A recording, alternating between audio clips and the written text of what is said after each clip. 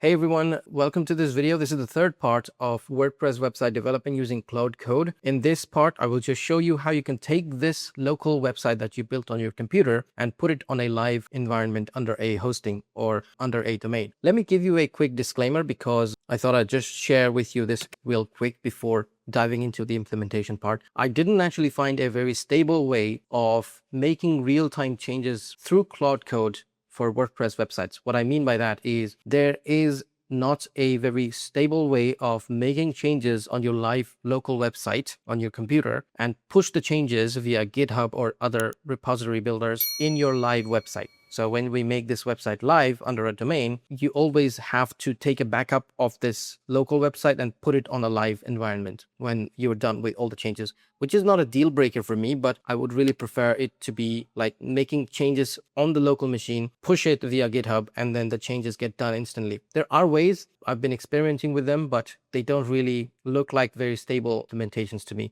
So in this video, I will just show you how you can make changes on this website, on this local website, take a backup of it, and then upload it to the live environment. So I'll show you that part. For that, let's go to my hosting. So I'm using a hosting company called Host. You can use Hostinger, you can use other applications that support WordPress installations. So there's Hostinger, there's Namecheap, there's GoDaddy. So all these will have WordPress hostings installed. What you need to do is sometimes they will let you install WordPress on one click and then attach a domain to it. And the process of attaching domains to a hosting is always different. It's not the same for all kinds of hosting companies. That's why I'm not showing you that. If you get in touch with the hosting company, they will actually help you with installing WordPress and connecting your domain and stuff. Again, the reason why I'm not showing you that is because there's no point, because every hosting company is different. Every domain provider is different. I'll just go to my cPanel because this is how it's done on my account. So I'll just go to cPanel and then I'll find the WordPress installation wizard. So I'll just go to WordPress Manager here, and then you can see there's a few WordPress installs. I'll just install a new version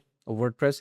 I'll just install it on a staging website. So I'll just say staging domain. And again, guys, don't blame me for anything because the process of installing WordPress is different for all the domain providers or hosting providers out there. Obviously, the hosting company will help you install WordPress. I'll just do this, Solomon's Tree Service, and then I'll just do admin and then do a password like this and just install WordPress, nothing else needed. So I will get rid of all these plugins from here. So let's have the WordPress installation done here. Hey there everyone, just wanted to take a few seconds from this video to talk about my school community, where if you join, first of all, you get to ask me questions about high level, Google Ads, Meta Ads, SMMA, anywhere you're stuck in the build, any issues you're facing on anything. You can see there's loads of questions in the community. We interact here all the time. Then you can have access to all my courses in the classroom. I have courses on GoHighLevel automation, AI, courses on Google PPC ads, Meta Ads, how to launch your SMMA, how to scale your SMMA, and a bunch of other stuff. Also, there's a template library you can see here. A lot of resources on Google Ads, Meta Ads, funnels, GoHighLevel workflows. There are built-in snapshots ready to go. Literally load into your account and then start using them. Loads of GoHighLevel CSS, and I'm adding stuff to it every day. And one of my most favorite things in the community is the calendar section, where we have a couple of events going on every week. First of all, there's the weekly Q&A. Secondly, there's the weekly coaching session where we cover a specific topic every week, and then we do a short Q&A on that topic. So if you want to join the community, there's a link in this video's description, which will take you to the sign up page, and I will see you on the other side. Now let's get back to the video. When it's installed, we will click on this link, WP admin, and this is basically our staging website here. So now what we will do is we will install a plugin called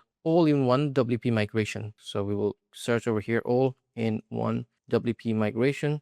And when we find that, we will install that here. This is the plugin. And now this is our local website. So we will go to plugins here as well, All-in-One WP Migration. We will install the same plugin on the local website as well. And this is our live website. So activate this plugin on the live website, activate it on local website as well. Let's just have it installed. Now what we will do is on the local website, we will take a full backup using this plugin of this whole website, right? So we will go to All-in-One WP Migration, go to export.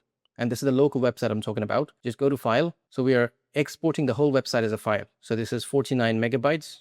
And now when it's installed, we will go to our live website. As you can see, it's the staging website right now. We can make it live later, but for now, let's just import it first. So we will click on import, and then we will basically drag and drop this file. And now this will basically import the whole backup of the local website, put it in the live environment. And while it's going on, let me tell you that if you make any further changes in the future to the live website, what you need to do is first make the changes on local and then take a backup just like we did right now. So just export a new backup of it and then go back to your live website, go to all-in-one WP migration, go to import and then import the new backup and then make that backup live. So this is how we will make changes in the future if we want to update our WordPress website. I'm still researching on finding the best way to make live changes on the live website using Claude Code, but trust me, it's not the easiest thing in the world and there are some complications, although there are ways to do that, but the FTP processes or using GitHub or there's a plugin called WP Pusher, it's always complicated and the process doesn't really get done smoothly. So I'm still searching for it. When I find a very stable solution to make changes to the live website, I will obviously share that with you. I'll make another video on it. But for now, what we will do is if we ever need to make any changes to the WordPress website, we will just make changes on local, take a backup of it, and then upload that backup on the live website. That's it.